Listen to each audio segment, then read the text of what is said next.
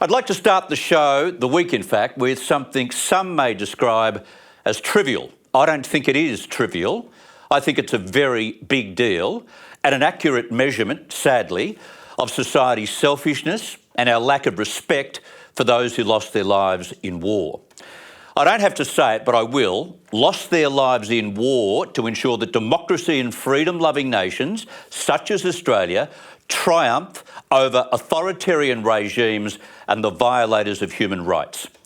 And so it's a very big deal that every one of us understands why we have so much freedom and a say in who governs our country. To not get that, I think, is selfish and it is unacceptable. And so here's something I encountered today as I made my way to a Remembrance Day ceremony in North Sydney. I walked into a Woolworths store, which is the grocery outlet that the RSL has done a deal with to supply poppies for Remembrance Day. And the first shop assistant I spoke to didn't know what Remembrance Day was, nor what a poppy was. The second shop assistant said, "Oh, I think we have them." She did a scan of the store and then called out to her manager. "Do we have poppies?" she asked. The manager stopped and said, "Poppies? Oh, yeah, they came in Friday. I haven't put them out yet." This is 9:45 a.m. Thankfully, the second assistant knew that that was a major boo-boo and replied, "You didn't put them out? We should have sold them over the weekend." The manager blushed and just pretended she didn't hear the remark. And so the manager goes to this wall of large lockers and out comes this big box of what we discovered were Remembrance Day poppies. They were marked $2, $5 and $10. I said, "Hey ladies, you want to put these at all the checkouts right away because people will want to wear them before they go to their local ceremony, or they might want to wear one all day while they work." And off I walked, got on the bike and rode to North Sydney. More on that experience a little later in the show. But was it just this particular store, I wonder, and its ignorant staff who didn't give a damn about today's remembrance for those who died in war? Or does this irreverence start at the top? Maybe it starts at the top from the CEO of Woolworths down. The store, of course, has been responsible for abandoning Australia Day paraphernalia, if you remember, before backtracking somewhat after a stack of criticism. Their staff were abused in store for a while and they didn't seem to give a damn. And they were big fans of the vague and unspecified power about to be given to Indigenous groups through the voice referendum. Why such a political issue is the domain of a grocery group, I've got no idea.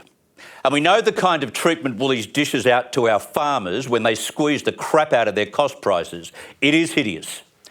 Maybe today's casual approach to Remembrance Day poppies in store just goes hand in hand with the way Woolies management treats our traditions and key days of respect and recognition. Appallingly. Yes, a long time has passed since the end of World War I and the first of the Armistice days, but the freedom our fallen soldiers helped win lives on to this very day. We can't forget this stuff. We can't allow the poppies, which symbolise the meaning of it all, to be left in a locker on Remembrance Day in a Woolies store. Woolworths should be ashamed, and at least one store I know should at least apologise to the families of the soldiers whose medals they wore today proudly, lest we forget. Well, the fight is on to reverse the momentum unleashed by the federal Labor government last week when it sneakily pushed through and passed its misinformation and disinformation bill. How sly was the timing, right when the nation and even MPs in Canberra were glued to the shock victory to Donald Trump in the US presidential election. As sly as the question they loaded up in the voice referendum. But word out of Canberra is that some key crossbench senators are not as happy with the concept of censorship as the Labor machine had hoped. Meanwhile, on the other side of politics, Coalition MP Philip Thompson, OAM, the member for Herbert in Queensland, has stood up firmly opposed to the misinformation and disinformation bill. Here's the MP last week. This bill identifies groups of people who will come under its protective umbrella, and they are called so-called experts, whose opinions are apparently more reliable than those held by the Australian people. Suddenly we're looking at a two-tier system in freedom of expression, where the privileged few are exempt from the same rules that will bind the mouths of ordinary Australians. Unequal treatment before the law is just as undemocratic as it is un-Australian. Philip Thompson joins us now from Townsville. Mr Thompson, welcome to ADH TV. Thank you for having me. What's your central concern about Labor's misinformation bill? We played a snippet from what you said last week, but is that your central concern? My biggest concern with this misinformation bill is it makes a single person the arbiter of the truth, a minister, a person in government. And I don't care what colour shirt you have on, I don't care what member of political party you are, no single person or no government gets to be the arbiter of the truth that says you can post this on social media or you can't, or we will investigate you, or we will set up this review process or hearing process because we disagree with you. They're your opinions. You're allowed to have opinion. I don't have to agree with it, but it's your right. And it's your right, and I will defend freedom of speech every day of the week. I think back to the pandemic, and I remember people being cancelled on social media because they dared to say that the vaccines would not stop contraction of the virus and that the vaccines would claim more lives than what we were being told. Both of those have been proved to be right, but back into the pandemic, that was going against what was the truth, what was the narrative at the time. There is a prime example of how you cannot determine what the truth is, which is why we're allowed to have our opinion. Yeah, definitely. I remember during the pandemic, I came out very strongly against mandates. I think that it's a freedom of choice, what you put in your body. It wasn't up to any level of government to tell you what you should and shouldn't do or what needle you need in your arm. I'd also think that you're allowed to express your different views. That's, I'm sitting here on Remembrance Day with medals on my chest. I fought for people's freedom of speech. I fought for you to be able to disagree with me in a respectful manner. And there is a difference between freedom of speech and hate speech, and we know that. But you're allowed to disagree with someone. The government's not in charge of your views or your thoughts, and nor should they ever be.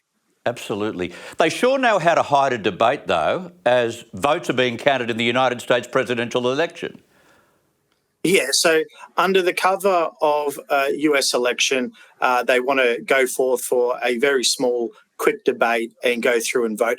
And you also got to remember that they only gave 7 days for community consultation on this bill. Yeah. That is very quick and very unusual. The Minister for Communications, Michelle Rowland, she wants to push this through and be queen of the free speech and queen of whatever she wants to cancel. We don't need a minister for truth. We need ministers to do their job, which is allow people to live their lives and get out of the way, not in the way. This bill, under the cover of darkness of a presidential election, has gone through the House. Now we need the Senate to block this, to stop this. This is a bad bill, and Labor should be held accountable for another bad bill. I don't want to sound conspiratorial, but it is and can be the thin edge of the wedge, can't it? It absolutely is the thin end of the wedge. And this is a slippery slope, right? So firstly, they want to tell you what you can and can't do when it comes to vaccines with mandates, which I disagree with. Now they want to tell you what you can and can't think or say. This isn't a bill on free speech. This is a gag order on democracy. This is a gag order on the Australian people. What's the reaction been from your leader, Peter Dutton, and others in the party when you took that stand in Parliament last week? I speak to Peter quite regularly. He's a fellow Queenslander. He's a mate, and he agrees that we must fight against this attack on free speech.